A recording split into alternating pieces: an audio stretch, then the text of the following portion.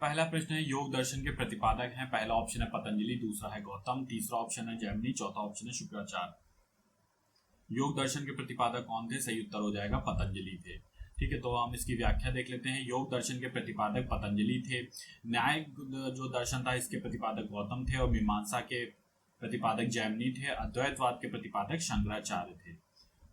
अगला प्रश्न देखते हैं। अगला प्रश्न है कि प्रसिद्ध नैमिषारण्य तीर्थ जनपदों में से किस एक में स्थित है? पहला ऑप्शन है उज्जैन, दूसरा है मथुरा, तीसरा है सीतापुर, चौथा है जबलपुर। तो कहाँ पर नैमिषारण्य तीर्थ स्थल है? सही उत्तर हो जाएगा सीतापुर में स्थित है।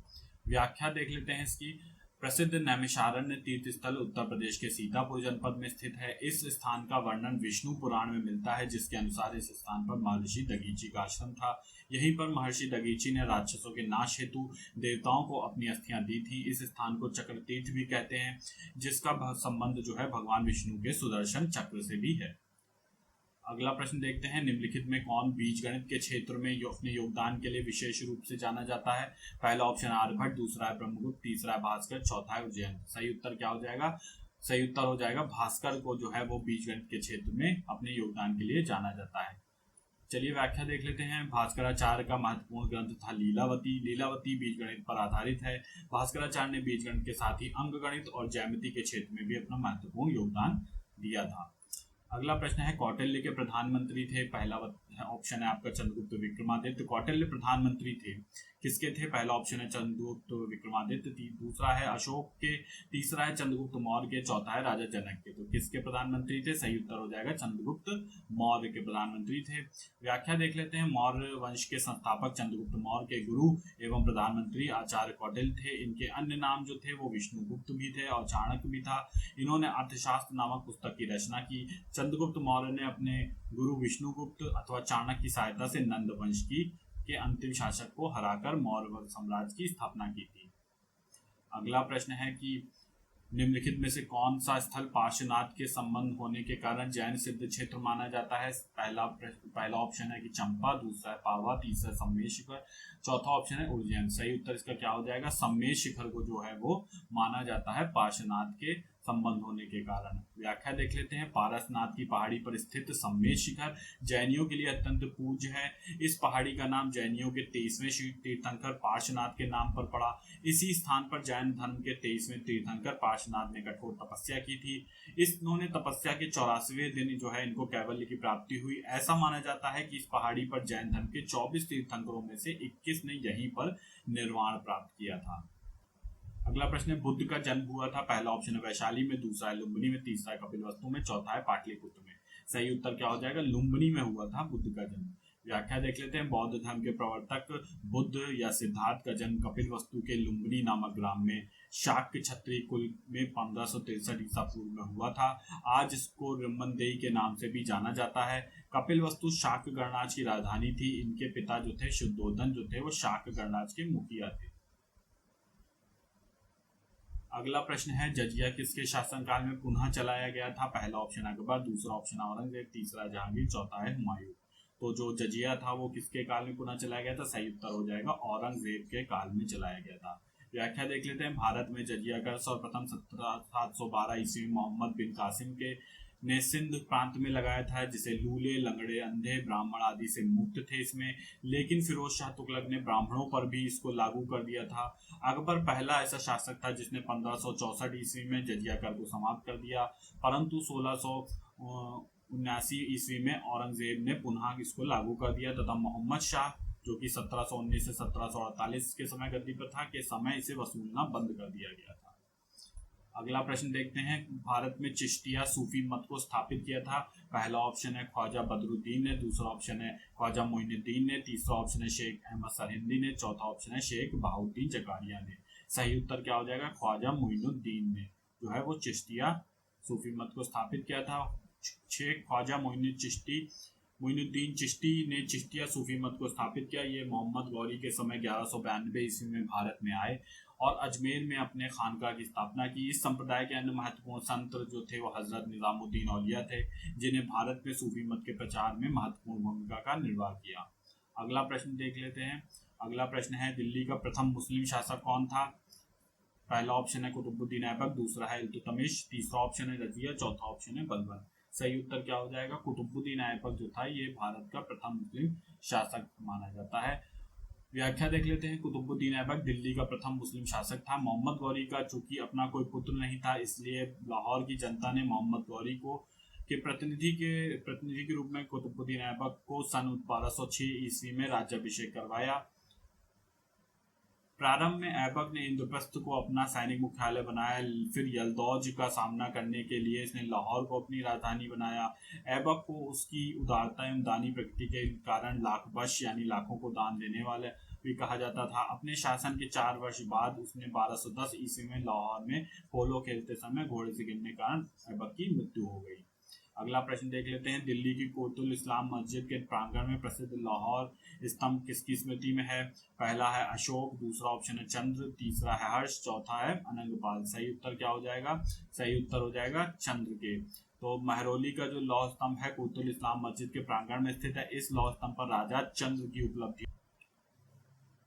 अगला प्रश्न है कि शेर शाह का मकबरा कहाँ पे है? पहला ऑप्शन है आपका सासाराम में, दूसरा है दिल्ली, तीसरा है कालिंजर, चौथा ऑप्शन है सोनागांव। तो सही उत्तर क्या हो जाएगा? सासाराम में है शेरशाह का मकबरा। बिहार के रोहतास जिले में स्थित सासाराम में शेरशाह का मकबरा झील के अंदर एक ऊंचे टीले पर निर्मित है। यह मकबरा हिंदू मुस्लिम वास्तुकला का श्रेष्ठ नमूना है। मकबरा बाहर से मुस्लिम प्रभाव तथा अंदर से हिंदू प्रभाव में निर्मित है। यहीं पर शेरशाह के पिता जो थे हसन खां सूरी का मकबरा निर्मित है। अगला प्रश्न देखते हैं। मोहम्मद बिन तुगलक अपनी राजधानी दिल्ली से ले गया था, कहाँ पर ले गया था? पहला ऑप्शन है दौलताबाद, दूसरा ऑप्शन है कालिंजर, तीसरा है कन्नौज, चौथा है लाहौर। कहाँ पर ले गया था? सही उत्तर है दौलताबाद ले गया था। व्याख्या देख लेते हैं। मोहम्मद बिन तुगलक अपनी राजधानी दिल्ली से देवगिरी ले गया, बाद में देवगिरी का नाम बदलकर उसने दौलताबाद रखा। मोहम्मद बिन तुगलक को अपनी सनक भरी योजनाओं, क्रूर कृत्यों एवं दूसरे के सुख दुख के प्रति उपेक्षा भाव रखने के कारण स्वप्नशील, पागल और रक्त पिपासु कहा गया। फरिश्ता जैसा इतिहासकार ने इसे अधर्मी भी घोषित किया है। अगला प्रश्न देखते हैं। लाल किला के निर्माण के श्रेय में का उत्तराधिकारी कौन है? पहला ऑप्शन है सिकंदर लोदी, दूसरा अकबर, तीसरा जहांगीर, चौथा ऑप्शन है शाहजहां। तो सही उत्तर इसका क्या हो जाएगा? शाहजहां जो है वो लाल किले के निर्माण के लिए जाना जाता है। दिल्ली के लाल किले का निर्माण मुगल बादशाह शाहजहां ने 1648 ईस्वी में कराया था। लगभग 1 करोड़ रुपए की लागत से बनने वाला यह किला हमीद और एवं अहमद नामक वास्तुकारों के निरीक्षण में बना था। किले के पश्चिमी दरवाजे का नाम लाहौरी दरवाजा तथा दक्षिणी दरवाजे का नाम दिल्ली दरवाजा है।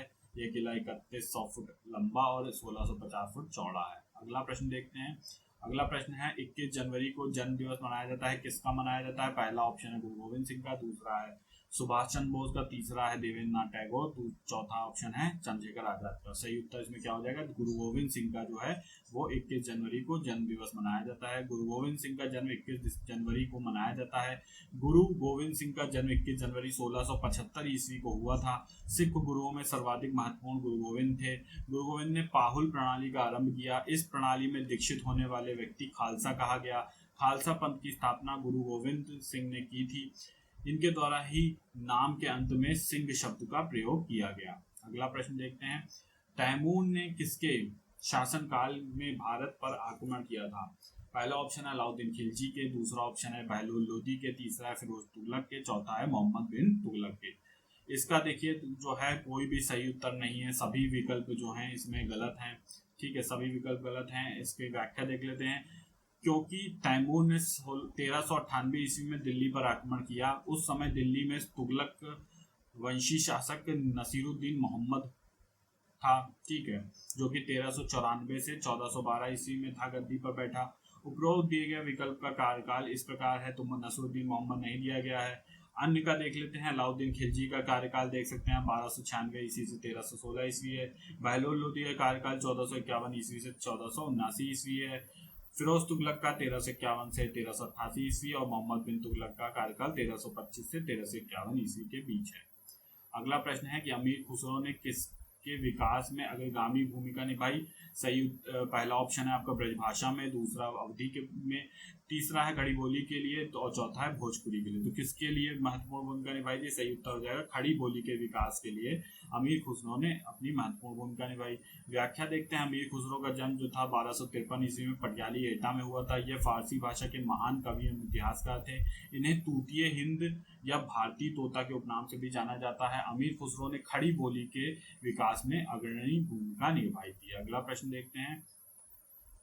अखिल भारतीय कांग्रेस की 14 जून 1947 ईस्वी को संपन्न हुई बैठक में भारत विभाजन के पक्ष में किसने मतदान किया था? पहला ऑप्शन है आपका अब्दुल कलाम आजाद, दूसरा है खान बहादुर गफ्फार खान अब्दुल गफ्फार खान, तीसरा है सरदार पटेल, चौथा ऑप्शन है गोविंद वल्लभ पंत।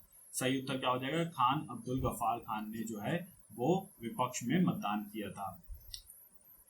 निम्नलिखित में से किस आंदोलन के लिए प्रथम बार वंदे मातरम को नारे के रूप में अपनाया गया था? पहला ऑप्शन है सन 1857 ईस्वी का विद्रोह, दूसरा ऑप्शन है सन 1905 का जो बंगाल विभाजन हुआ था, तीसरा ऑप्शन है 1922 ईस्वी में असहयोग आंदोलन, चौथा है 1942 में भारत छोड़ो आंदोलन। तो कब जो है वंदे मातरम को जो है एक नारे के रूप में अपनाया गया था? सही उत्तर इसका क्या हो जाएगा? सही उत्तर होगा जब बंगाल का विभाजन हुआ था। बंगाल के विभाजन के समय ये 16 अक्टूबर 1905 ईस्वी को बंगाल विभाजन के दिन बंगाल में शोक दिवस के रूप में मनाया गया। विभाजन विरोधी आंदोलन के दौरान कलकत्ता की सड़कें वंदे मातरम की आवाज से गूंज उठी। यह गीत रातों रात बंगाल का राष्ट्रीय गान बन गया। बंकिम चंद्र चटर्जी ने अपने रचित आनंद मठ नामक पुस्तक से वंदे मातरम नामक राष्ट्रीय गीत को लिया गया है। अगला प्रश्न है। राधा स्वामी सत्संग के संस्थापक कौन थे? पहला ऑप्शन है हरिदास स्वामी, दूसरा है शिवदयाल साहब, तीसरा ऑप्शन है शिव नारायण अग्नोती, चौथा ऑप्शन है स्वामी श्रद्धानंद। तो सही उत्तर इसका क्या हो जाएगा? शिवदयाल साहब जो है वो राधा स्वामी सत्संग के संस्थापक हैं। व्याख्या देख लेते हैं। राधा स्वामी सत्संग की स्थापना जो है 1861 ईस्वी में शिवदयाल साहब द्वारा आगरा में की गई थी। शिवदयाल साहब ने आगरा के दयाल बाग में शहतूत का पेड़ लगाकर राधा स्वामी सत्संग की नींव डाली। इस संस्था का प्रमुख उद्देश्य था एकेश्वरवाद फैलाना और व्यक्तिगत सुधार और लोक कल्याण।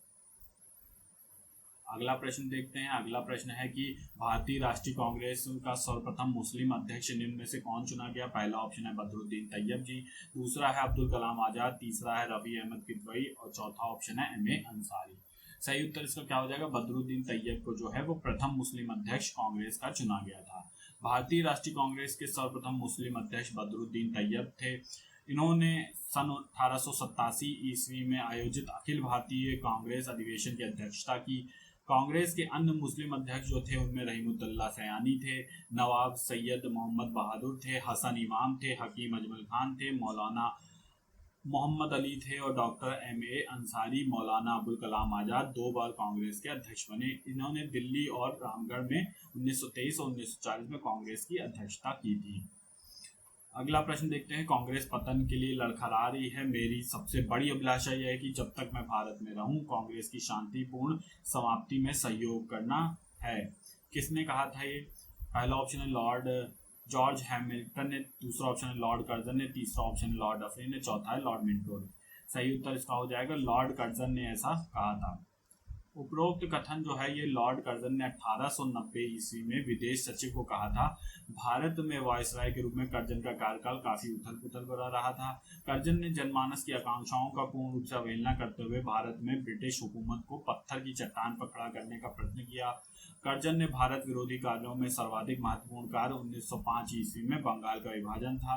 इन्होंने राष्ट्रीय आंदोलन को दबाने एवं कमजोर करने के लिए बंगाल को 2 भागों में बांटा।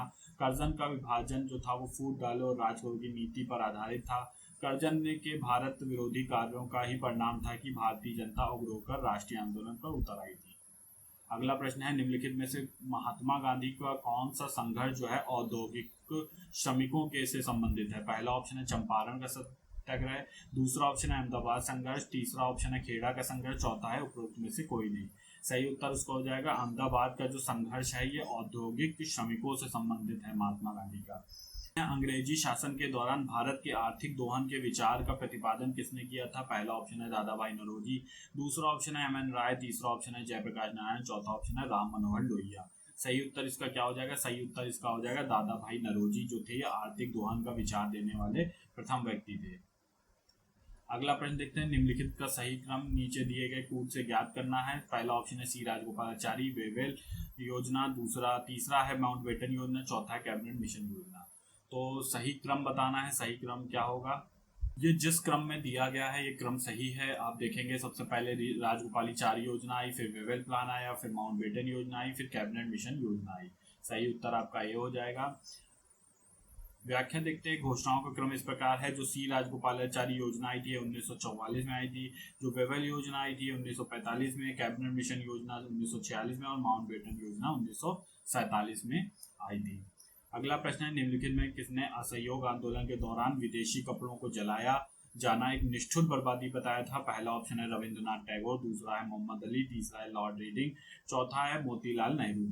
ठीक है, तो सही उत्तर इसका क्या हो जाएगा? सही उत्तर होगा रविंद्रनाथ टैगोर ने कहा था कि असहयोग आंदोलन के दौरान की विदेशी कपड़ों को जलाया जाना एक निष्ठुर बर्बादी है।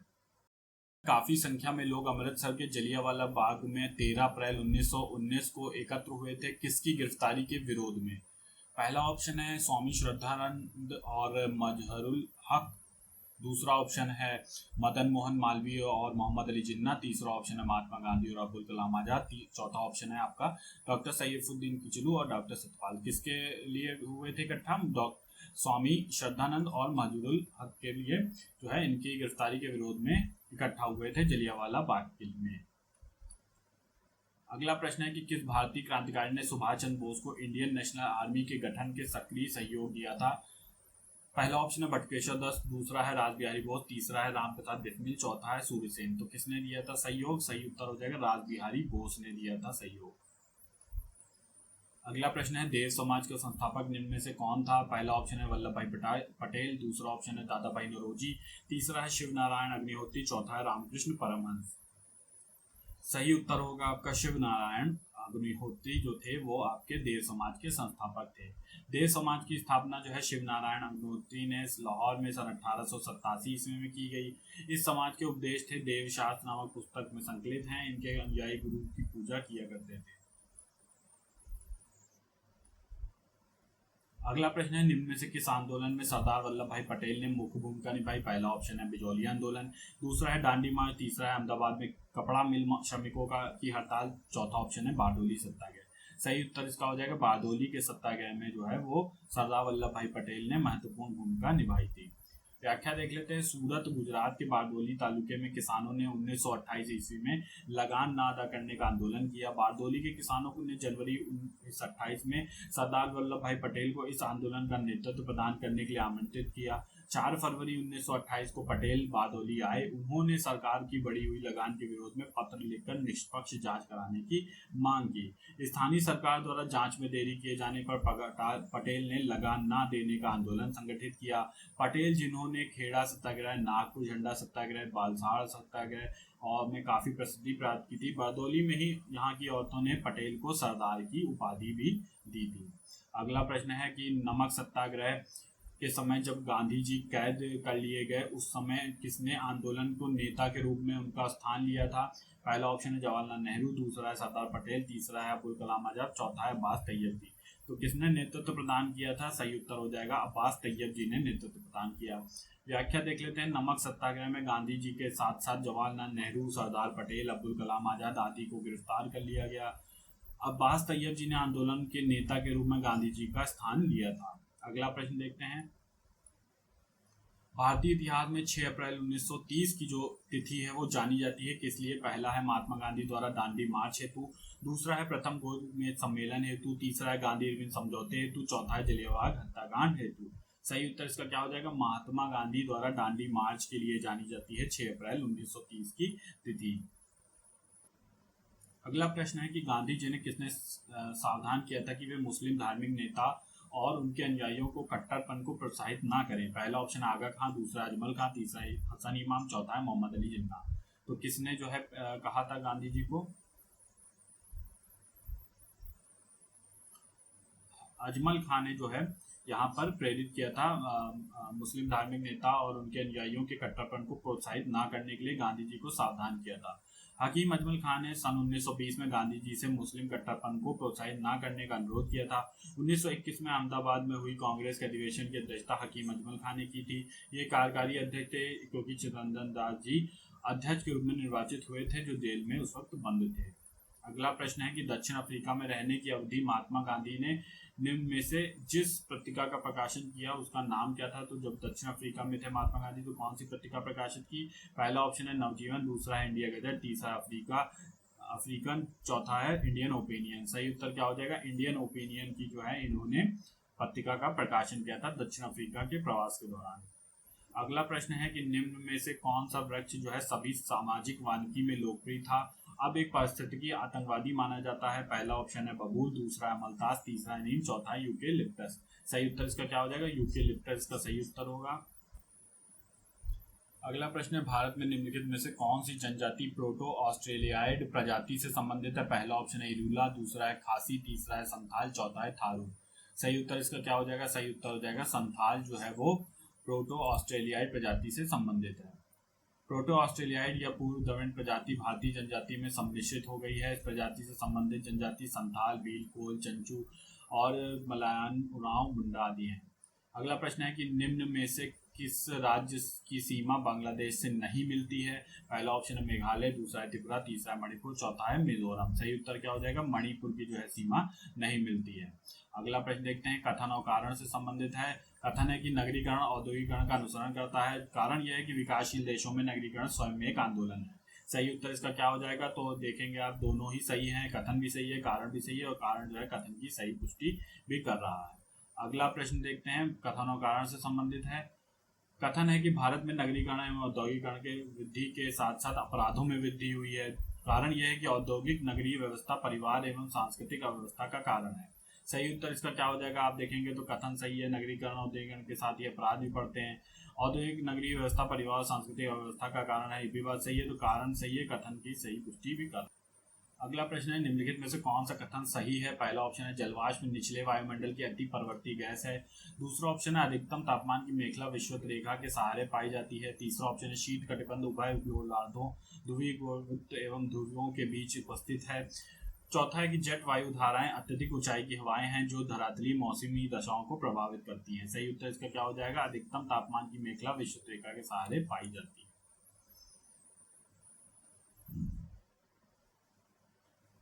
निम्नलिखित में से कौन सा देश भौगोलिक रूप से अमेरिका में स्थित होने पर भी राजनीतिक दृष्टि से यूरोप का एक भाग है। पहला ऑप्शन है आइसलैंड, दूसरा ऑप्शन है केंद्रीय आइसलैंड, तीसरा ऑप्शन है ग्रीनलैंड, चौथा है क्यूबा। तो सही उत्तर इसका क्या हो जाएगा, ग्रीनलैंड जो है ये आपका भौगोलिक रूप से तो अमेरिका के उसमें आता है, लेकिन राजनीतिक दृष्टि से यूरोप का भाग है, क्योंकि यहाँ पर जो ये किसके अधिकार क्षेत्र में है, ये डेनमार्क के अधिकार क्षेत्र में है ग्रीनलैंड। ठीक है, तो ये डेनमार्क के अधिकार क्षेत्र में है। व्याख्या देख लेते हैं। ग्रीनलैंड हडसन की खाड़ी के पास उत्तरी अमेरिका में स्थित विश्व का सबसे बड़ा द्वीप है, लेकिन ये यूरोपीय देश डेनमार्क के अधिकार में आता है। ग्रीनलैंड का भौगोलिक अध्ययन करने से पता चलता है कि वह उत्तरी अमेरिका में स्थित है। अगला प्रश्न है कि निम्नलिखित में से कौन सा पारिस्थितिकी तंत्र जो है वो पृथ्वी के सर्वाधिक क्षेत्र पर फैला हुआ है। पहला ऑप्शन है मरुस्थली, दूसरा है घास के मैदान, तीसरा है पर्वतीय और चौथा है सामुद्रिक। तो सही उत्तर इसका क्या हो जाएगा, सही उत्तर होगा समुद्री का जो आपका है ये इसका पारिस्थितिकी तंत्र जो है वो पृथ्वी पर सर्वाधिक फैला हुआ है। पृथ्वी के क्षेत्रफल कुल क्षेत्रफल आप देख रहे हैं तो इसमें किसी संपूर्ण पृथ्वी का लगभग 70% जो है वो जल है और 29% जो है वो स्थल है। इस प्रकार स्थल के 2 गुने से अधिक क्षेत्रफल पर सामुद्रिक पारिस्थितिकी तंत्र जो है वो फैला हुआ है। अगला प्रश्न है निम्नलिखित में से कौन सी मिट्टी चाय बागानों के लिए उपयुक्त है। पहला अम्लीय ऑप्शन, दूसरा ऑप्शन क्षारीय, तीसरा जलोढ़, चौथा है रेगू। सही उत्तर क्या हो जाएगा, अम्लीय मिट्टी जो होती है वो चाय के बागान के लिए उपयुक्त होती है। चाय की खेती के लिए अम्लीय मिट्टी सर्वाधिक उपयुक्त है। इसके लिए मृदा का पीएच 4 से 6 के मध्य सर्वाधिक अच्छी मानी जाती है। चाय की खेती के लिए आयरन, कैल्शियम, मैग्नीज युक्त मिट्टी की आवश्यकता होती है। अगला प्रश्न है कि कौन सी विश्व की सर्वाधिक गहरी झील है। पहला ऑप्शन है टिटिकाका, दूसरा विक्टोरिया, तीसरा बैकाल, चौथा है मृत सागर। तो सही उत्तर इसका क्या हो जाएगा, बैकाल जो है वो विश्व की सबसे सर्वाधिक गहरी झील है। व्याख्या देख लेते हैं। विश्व की सर्वाधिक गहरी झील बैकाल झील है जो रूस में स्थित है। इसकी गहराई 1940 मीटर, क्षेत्रफल जो है 30,500 वर्ग किलोमीटर। टिटिकाका विश्व की सबसे ऊंची झील है एवं इसकी गहराई जो है 270 मीटर। और जॉर्डन स्थित जो मृत सागर है अपनी लवणता के कारण के लिए जाना जाता है। इसकी गहराई जो है 2500 फीट है। विक्टोरिया झील जो है इसकी गहराई 80 मीटर है। सही उत्तर आप। अगला प्रश्न है, निम्न में से किस अधिनियम के अंतर्गत किसी पार्टी के टिकट पर निर्वाचित सदस्य को दल बदल से रोका गया है? पहला ऑप्शन है 52वां संविधान संशोधन अधिनियम। दूसरा ऑप्शन है सार्वजनिक प्रतिनिधित्व अधिनियम। तीसरा ऑप्शन है राष्ट्रीय सुरक्षा अधिनियम। चौथा ऑप्शन है आंतरिक सुरक्षा रखरखाव अधिनियम। सही उत्तर इसका क्या हो जाएगा? 52वां संविधान संशोधन अधिनियम। व्याख्या है कि 52वां संविधान संशोधन अधिनियम 1985 के द्वारा यह व्यवस्था दी गई है कि यदि कोई संसद सदस्य या विधानसभा सदस्य दल बदल करता है या दल द्वारा निकाल दिया जाता है जिसने उसे चुनाव में खड़ा किया था, या कोई निर्दलीय उम्मीदवार जो चुने जाने के 6 माह के अंदर किसी राजनीतिक सदन का सदस्य बन जाता है, वह सदन का सदस्य होने के अयोग्य करार दिया जाएगा। इसके द्वारा यह व्यवस्था है कि कुल सदस्य संख्या के 1/3 सदस्यों के साथ ही दल बदल किया जा सकता है। अगला प्रश्न है कि बंधुआ मजदूर उन्मूलन अधिनियम किस वर्ष में स्थापित किया गया था? पहला ऑप्शन है वर्ष 1971, दूसरा है वर्ष 1975, तीसरा ऑप्शन है वर्ष 1969 और चौथा है 1989। सही उत्तर इसका क्या हो जाएगा? 1975 में जो है वो आपका बंधुआ मजदूर उन्मूलन अधिनियम स्थापित किया गया था। अगला प्रश्न है कि निम्नलिखित में से राष्ट्रपति किसकी नियुक्ति करता है? पहला ऑप्शन है भारत का महान्यायवादी, दूसरा ऑप्शन है नियंत्रक एवं महालेखा परीक्षक, तीसरा ऑप्शन है एक राज्य का राज्यपाल, चौथा ऑप्शन है उपरोक्त सभी। सही उत्तर क्या हो जाएगा? सभी की। उपरोक्त सभी यानी डी ऑप्शन, राष्ट्रपति जो है सभी की नियुक्ति करता है। अगला प्रश्न देख लेते हैं, निम्नलिखित में से कौन सा एक मौलिक अधिकार नहीं है? पहला ऑप्शन है स्वतंत्रता का अधिकार, दूसरा है समानता का अधिकार, तीसरा है संपत्ति का अधिकार, चौथा है शोषण के विरुद्ध अधिकार। सही उत्तर हो जाएगा संपत्ति के अधिकार जो है ये आपका एक मौलिक अधिकार नहीं, जबकि यहाँ जो है मौलिक अधिकार है। संपत्ति का अधिकार देख लेते हैं तो 44वें संविधान संशोधन 1978 द्वारा संपत्ति के अधिकार को संविधान के भाग 12 में एक नया अनुच्छेद 300 का को जोड़कर इसमें शामिल कर लिया गया। अनुच्छेद 300 का के अनुसार कानून के आदेश के बिना किसी को भी उसकी संपत्ति से वंचित नहीं किया जाएगा। इस प्रकार अब संपत्ति के अधिकार को अन्य मूल अधिकार की भांति संवैधानिक संरक्षण प्राप्त नहीं है, बल्कि इसे केवल एक कानूनी अधिकार के रूप में मान्यता प्राप्त है।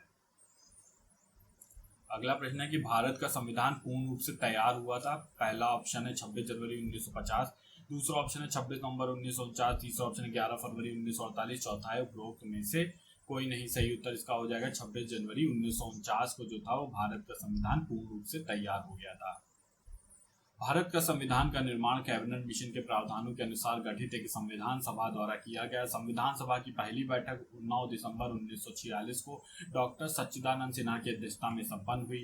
11 दिसंबर 1946 को डॉक्टर राजेंद्र प्रसाद को संविधान सभा का स्थायी अध्यक्ष चुना गया। BN राव जो थे इसके संवैधानिक सलाहकार नियुक्त किए गए। डॉक्टर भीमराव अम्बेडकर को प्रारूप समिति का अध्यक्ष बनाया गया। संविधान के निर्माण में 2 वर्ष 11 महीने 18 दिन का समय लगा तथा 26 नवंबर 1949 को ये पूर्ण रूप से तैयार हुआ। इसी दिन जो है संविधान सभा द्वारा संविधान को अंगीकृत भी कर लिया गया। अगला प्रश्न है कि संविधान के किस अनुच्छेद में यह व्यवस्था की गई है कि प्रत्येक राज्य के शिक्षा के प्राथमिक स्तर पर मातृभाषा में शिक्षा की पर्याप्त सुविधाओं की व्यवस्था करने का प्रयास करेगी राज्य सरकार? ठीक है, तो इसका सही उत्तर पहले आप ऑप्शन देख लीजिए। अनुच्छेद 349, अनुच्छेद 350, अनुच्छेद 350A, अनुच्छेद 351A। सही उत्तर इसका हो जाएगा अनुच्छेद 350A जो है वो सही उत्तर होगा। व्याख्या देखते हैं। अनुच्छेद 350A के अनुसार प्रत्येक राज्य का यह कर्तव्य है कि वो भाषागत अल्पसंख्यक वर्गों के बालकों को शिक्षा की प्राथमिक अवस्था में मातृभाषा में शिक्षा देने के लिए पर्याप्त सुविधाएं देने का प्रयास। निम्नलिखित प्रस्तावों में से किसका संदर्भित संबंध संघीय बजट से है? पहला ऑप्शन है निंदा प्रस्ताव, दूसरा ऑप्शन है ध्यानाकर्षण प्रस्ताव, तीसरा है कटौती प्रस्ताव, चौथा है स्थगन प्रस्ताव। तो आप देखते हैं कि संघीय बजट से किसका संबंध है? कटौती प्रस्ताव का। ठीक है, तो कटौती प्रस्ताव इसका सही उत्तर होगा। कटौती प्रस्ताव जो है संसद सदस्यों द्वारा बजट के संबंध में लाया जाता है, जबकि निंदा प्रस्ताव, ध्यानाकर्षण प्रस्ताव, स्थगन प्रस्ताव संसद सदन के किसी अवलंबनीय राष्ट्रीय महत्व के विषय पर चर्चा करने के लिए लाया जाता है।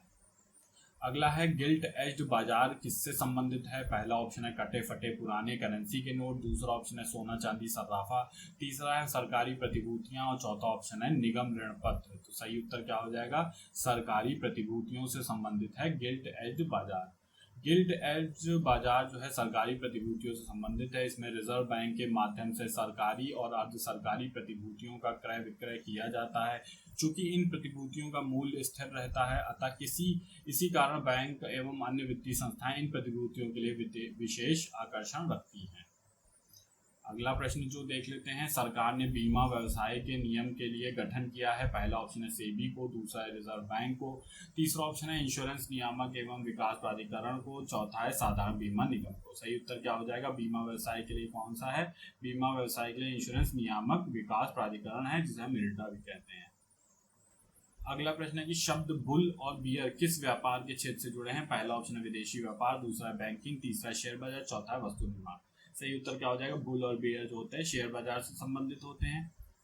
ठीक है, तो बुल और बियर जो है वो शेयर बाजार से जुड़े हुए शब्द हैं।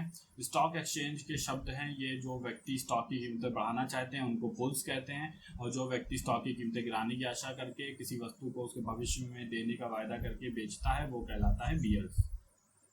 अगला प्रश्न है कि स्वर्ण जयंती ग्राम स्वरोजगार योजना का आरंभ हुआ था। ठीक है, पहला ऑप्शन है वर्ष 1995 में, दूसरा ऑप्शन है वर्ष 1997 में, तीसरा ऑप्शन है वर्ष 1999 में, चौथा है 2001 में।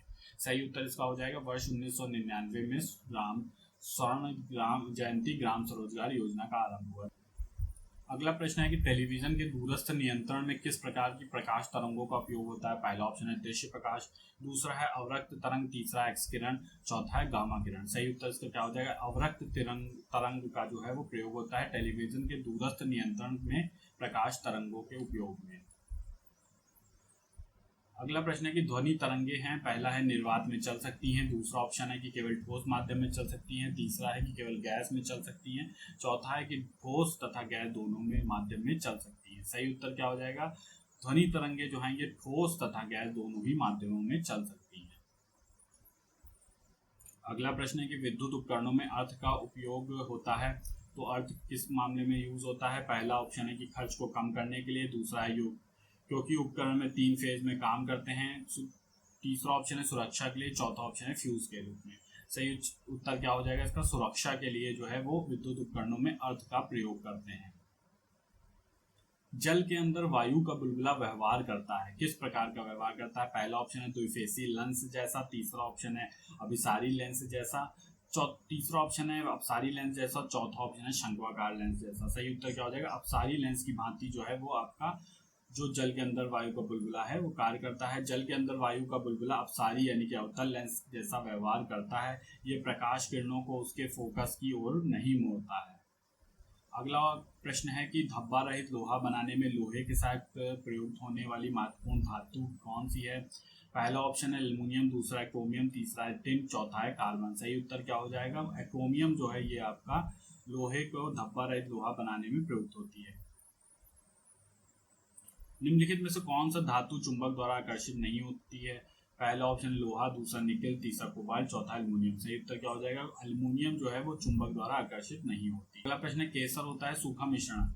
पहला ऑप्शन है पत्ती और तने का, दूसरा ऑप्शन है पंखुड़ियों और जड़ों का, तीसरा ऑप्शन है फूल और बीज बनाने वाले भागों का, चौथा ऑप्शन है बीज और कलियों का। सही उत्तर इसका क्या हो जाएगा? बीज और कलियों का मिश्रण होता है।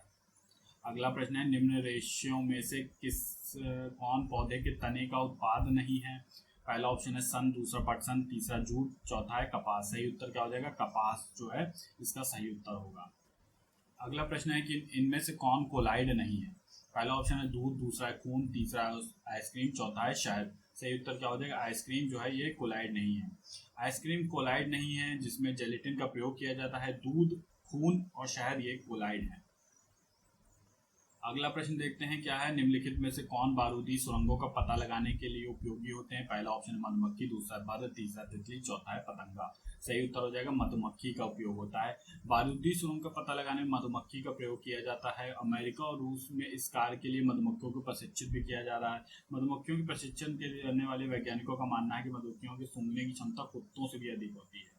अगला प्रश्न है कि शहद का प्रमुख घटक है। पहला ऑप्शन है ग्लूकोज, दूसरा ऑप्शन है सुक्रोज, तीसरा ऑप्शन है माल्टोज, चौथा ऑप्शन है फ्रक्टोज। सही उत्तर क्या हो जाएगा? ग्लूकोज जो है वो शहद का प्रमुख घटक है। अगला प्रश्न है जीनोम चित्रण संबंधित है। पहला ऑप्शन है रक्त व्यक्तिगत वर्गीकरण से, दूसरा है जीन्स के चित्रण से, तीसरा ऑप्शन है स्नायु के केंद्रों के चित्रण से, चौथा ऑप्शन है मस्तिष्क के चित्रण से। सही उत्तर हो जाएगा जीन्स के चित्रण से संबंधित है जीनोम चित्रण। जीनोम मैपिंग का संबंध जो है जीन्स के चित्रण से है। जीन गुणसूत्रों में स्थित होते हैं, डीएनए जीवन का आधार है।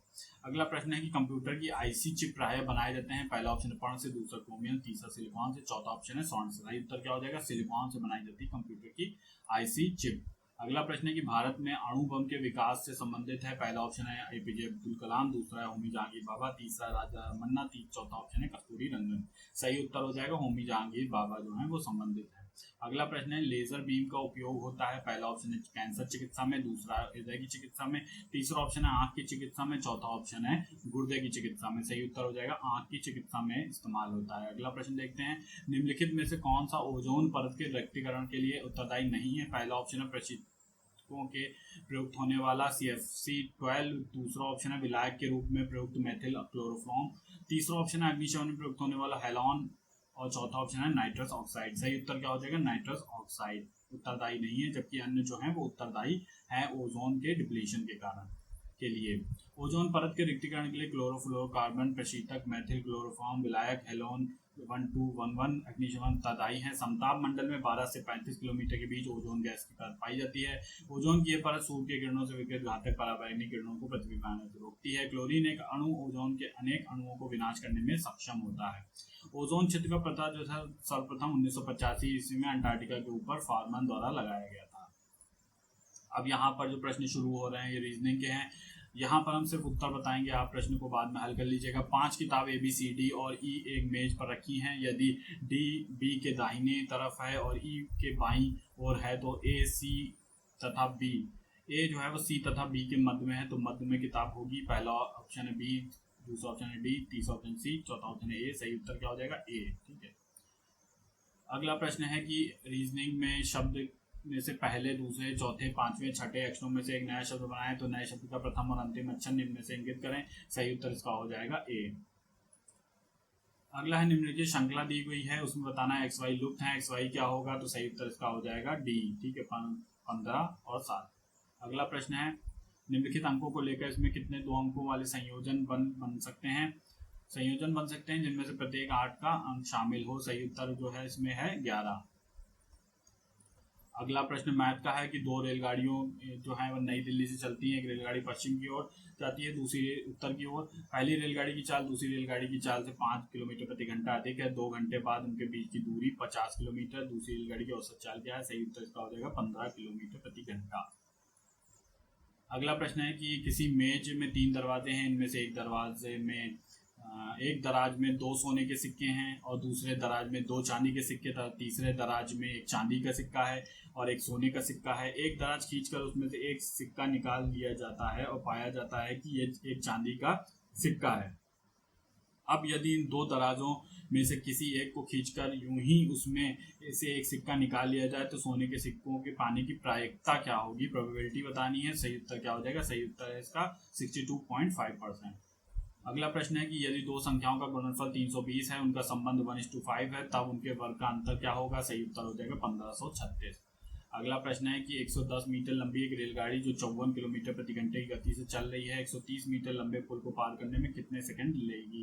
सही उत्तर इसका क्या हो जाएगा? सही उत्तर होगा 16 सेकंड। अगला प्रश्न है पिता की आयु अपने पुत्र की आयु से 4 गुनी है। 5 वर्ष पश्चात पिता की आयु पुत्र की आयु की 3 गुनी होगी। पिता की आयु वर्तमान बतानी है कितनी है? तो सही उत्तर हो जाएगा D। ठीक है, 40 वर्ष। अगला प्रश्न है कि उस वस्तु की कीमत क्या होगी जिसमें 24 रुपए बेचने पर लाभ बचे उसके लागत मूल्य के तुल्य हो जाता है? सही उत्तर हो जाएगा C, 22 रुपए। अगला प्रश्न है कि कौन सी लघुत्तम संख्या जो है 3, 7, 8, 2, 5 से योग करने पर 13 से विभाज्य बना देगी? सही उत्तर हो जाएगा इसका D। ठीक है, तो D होगा।